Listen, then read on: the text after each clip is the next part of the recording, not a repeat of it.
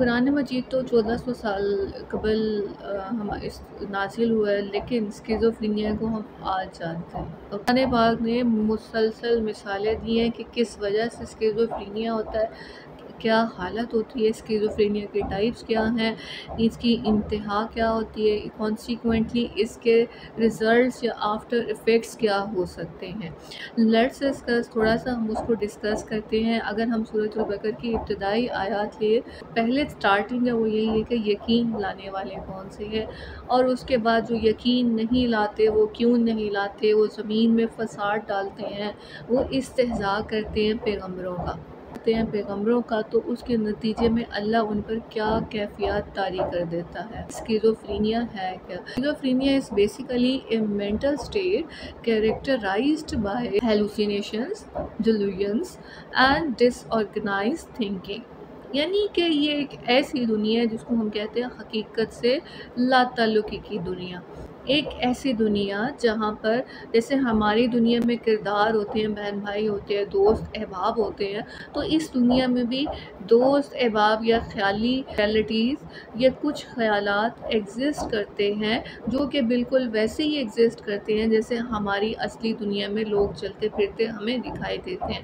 یعنی انٹرنلی ایک دنیا بن جاتی ہے، اور اس دنیا میں بھی بات چیت لوگوں کی آپس میں، یا کردار جو کہ یا مریض جو اس مینٹل سٹیٹ سے گزر رہا ہوتا ہے اس کی پرسنالٹی کے اندر کی دنیا میں کافی کردار بن جاتے ہیں، خیالات کی تقسیم شروع ہو جاتی ہے۔ اس دنیا کو دیکھنا، ہیلوسینیٹ یعنی فریب نظری، اور کسی خاص نظریے پر اپنا یقین قائم کر لینا ڈیلوژن کہلاتا ہے۔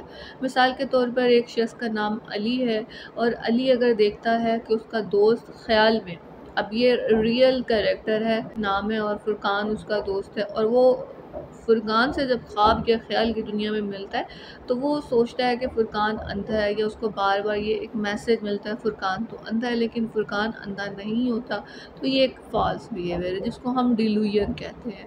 ابھی ایک آیت ہے کہ اولئک الذین اشتروا الضلالۃ بالہدی فما ربحت تجارتہم وما کانوا مہتدین۔ یہ وہ لوگ ہیں جنہوں نے ہدایت سے گمراہی خرید لی یا گمراہی کی تجارت کر لی۔ ان کی مثال ایسی ہے جیسا کسی شخص نے آگ روشن کی اور اللہ نے ان کا نور بصارت سلب کر لیا، انہیں ان کے حال پر چھوڑ دیا، انہیں کچھ نظر نہیں آتا۔ اب یہ بڑی سمجھنے والی آیت ہے، میں اس آیت کو ہی فوکس کروں گی اور اس سے اگلی آیت کو فوکس کروں گی، اور باقی اگلی ایپیسوڈ میں اسکیزوفرینیا کو لے کے چلوں گی۔ سب کچھ سمجھنے سے پہلے آسمان اور بارش کا کانسیپٹ، آسمان اور بارش کا جو میٹافر ہے اس کو سمجھنا ضروری ہے، آسمان اور بارش کے میٹافر کو۔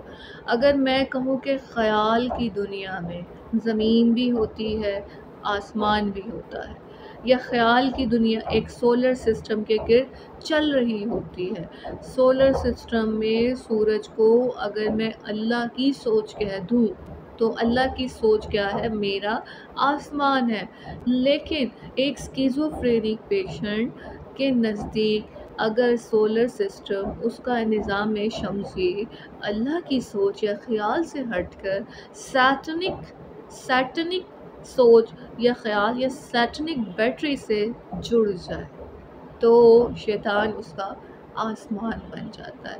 جب شیطان آسمان بن جائے گا تو ریویلیشن، الہام بھی شیطان یا شیطان کے ہی نازل کردہ بندوں کی طرف سے ہوگا، شیطانی الہام ہوں گے، جس کو بارش کہا گیا ہے۔ اب یہ اللہ نے بڑی میٹافوریکلی، ٹیکنیکلی بات کو اس طرح ڈسکرائب کی ہے، ایک مکمل پکچر دی ہے کہ اس ایک یا دو آیتوں میں ہی مکمل ایک کتاب بھی لکھی جا سکتی ہے اسکیزوفرینیا پہ، کہ دریا کو کوزے میں بند کر دیا ہے۔ صم بکم عمی فہم لا یرجعون، قرآن نے ان کو اندھا ڈکلیئر کر دیا ہے۔ اندھے سے مراد یہ نہیں ہے کہ بظاہر آنکھوں سے اندھا ہو جانا، اندھے سے مراد یہ ہے کہ شعوری طور پر اندھا ہو جانا، حواس کا معطل ہو جانا، اندھا ہو جانا ہے، حواس معطل ہو جاتے ہیں۔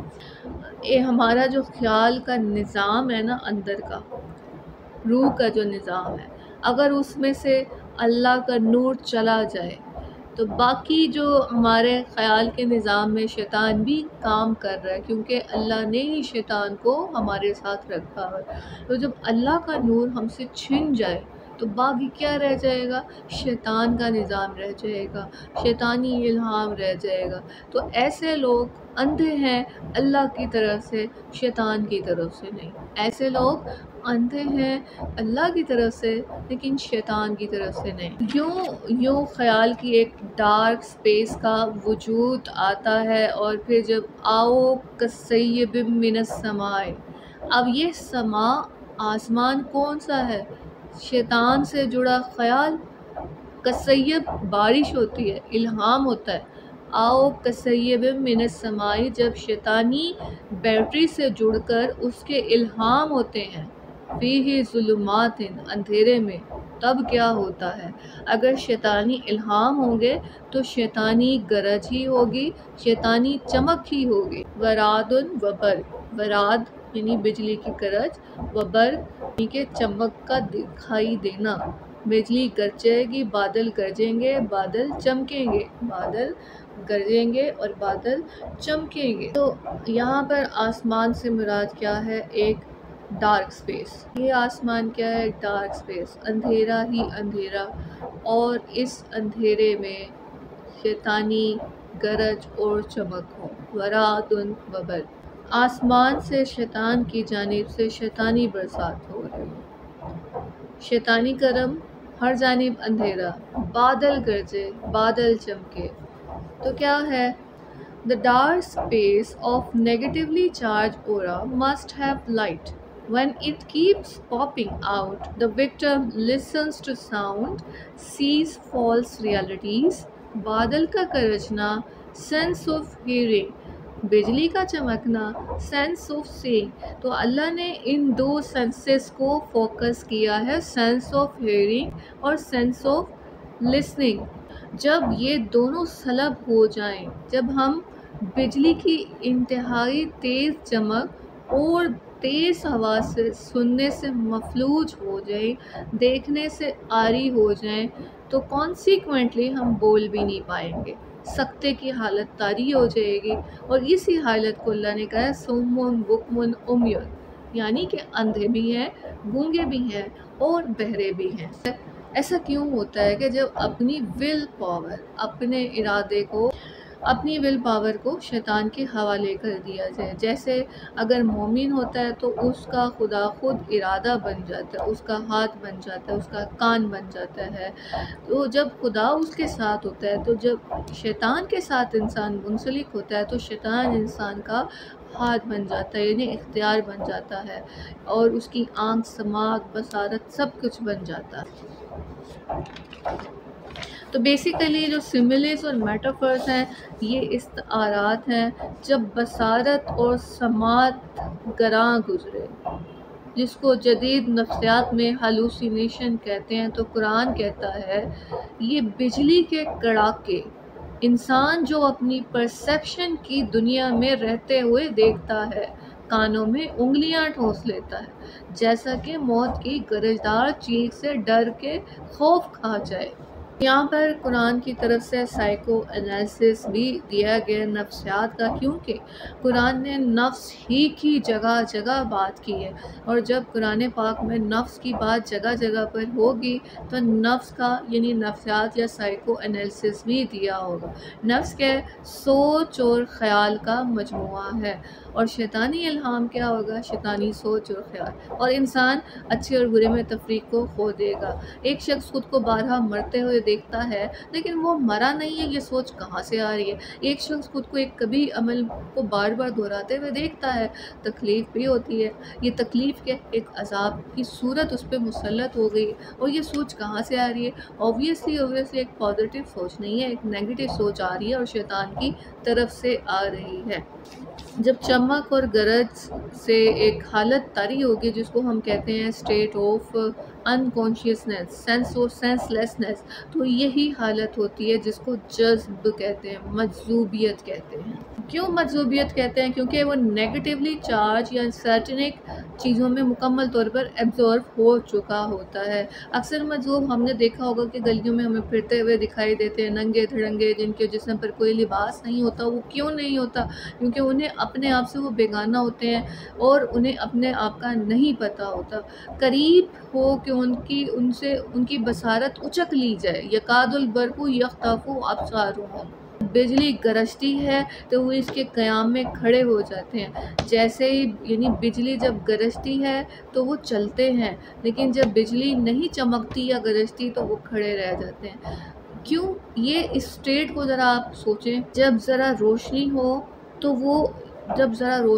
वो उसमें कुछ दूर चल लेते हैं, और यानी कि इसकी ये हालत एक नींद की हालत है। जैसे नींद में इंसान हड़बड़ा के उठ जाता है, तो इस हवास जब मुअत्तल होते हैं और शैतान की तरफ से इमेजेस आते हैं या हेयरिंग्स आती हैं, तो क्या होता है कि वो तब काम करते हैं। ओए होए होए होए, इतनी दर्दनाक कैफियत, इतना दर्दनाक अज़ा कि इंसानी हवास मुअत्तल हैं, नींद में हैं, वो हड़बड़ाते हैं, और हड़बड़ा के जैसे इंसान नींद में उठता है, इसी तरह ऐसे लोग, ऐसे मजजूब, ऐसे हवास बेहोश, होशो हवास से बेगाना लोग तब काम कर सकते हैं जब उन्हें सैटनिक रेवलेशन हो।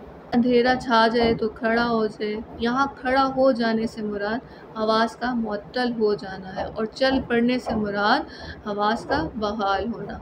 ये एक नफ्सियाती पहलू तो है। इसके साथ अगर हम external parameters like physical appearance या इसका असर जिस्मानी साख्त पर या बीमारियों पर भी होता है। जिस्म बीमार तब होता है जब नफ्सियात यानी शऊर बीमार होता है, यानी कि इसका असर जिस्मानी सेहत पे भी पड़े। लेकिन अभी जो फोकस किया है अल्लाह ताला ने, वो फोकस किया है नफ्सियात पर। मैं थोड़ा सा और साइंटिफिक इंटरप्रिटेशन की तरफ भी जाती हूँ कि 20,000 हर्ट्ज़ से जो बुलंद अल्फाज है ना, वो हमारे कान नहीं सुन सकते, हम बहरे हो जाते हैं। ठीक है, तो इसका मतलब ये है कि ख़याल की दुनिया में एक शिज़ोफ्रेनिक मजजूब, नेगेटिवली चार्ज पर्सन 20,000 हर्ट्ज़ की फ्रीक्वेंसी से ऊपर की आवाज़ जब सुनता है तो कानों में उंगलियां ठोंसता है। असाबियहुम फ़ी आज़ानिहिम, कानों में उंगलियां ठोस लेते हैं, क्योंकि बिजली की वरादुन वबर जो गरज चमक की फ्रीक्वेंसी होती है वो 20,000 हर्ट्ज़ से ज़्यादा होती है। और बिल्कुल इसी तरह अगर हम इसकी बसारत पर भी बात करें, यानी कि ये पैरालिसिस ऑफ ऑडिटरी नर्व भी होगा, कि ऑडिटरी नर्व मफलूज बज़ाहिर हो गए हैं। लेकिन ये मफलूज होना किसी ऐसी शदीद आवाज़ से होगा जो 20,000 हर्ट्ज़ से ऊपर की होगी। ये ख्याल की वो बिजली है जिसके लिए अल्लाह ने फरमाया, आओ कसय्यिबिम मिनस समाई वरादुन वबर यजलून असाबियहुम फ़ी आज़ानिहिम। मुसलसल शोर, इज़्तिराब, वहम जब मैग्नीफाई होता है, जब तक़सीम होता है, तो समात चली जाती है, बसारत भी एक किस्म की ख़त्म हो जाती है।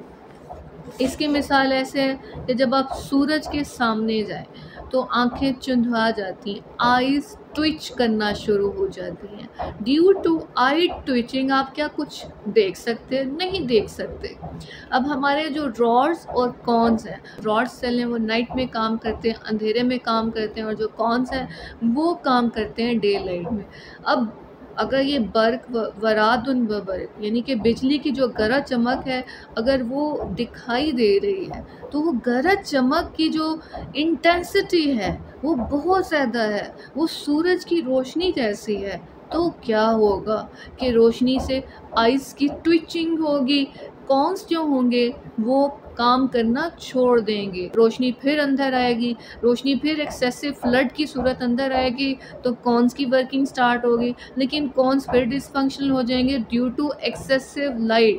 اس طرح نہ راڈس کام کر سکیں گے نہ کونس کام کر سکیں گے، تو امیج اندر آتے ہوئے بھی آپٹک نرو پر نہیں بنے گا، اور جب امیج آپٹک نرو پر نہیں بنے گا تو برین کو یہ میسج جائے گا کہ نو امیج ہیز بین فارم۔ تو آپٹک نرو جب بار بار برین کو میسج دے گی تو آپٹک نرو ڈس ایبل ہو جائے گی، پیرالسس آف آپٹک نرو۔ تو کیفیت کو قرآن پاک نے صم بکم عمی فہم لا یرجعون کہ اسے تعبیر کی ہے۔ اسی پر بات کریں گے اگلی قسط میں کہ مزید قرآن نے اسکیزوفرینیا کے بارے میں کیا کہا ہے، اس کی کتنی ٹائپس ہیں اور اس کے کانسیکوینسز کیا ہیں۔ Wait for next episode.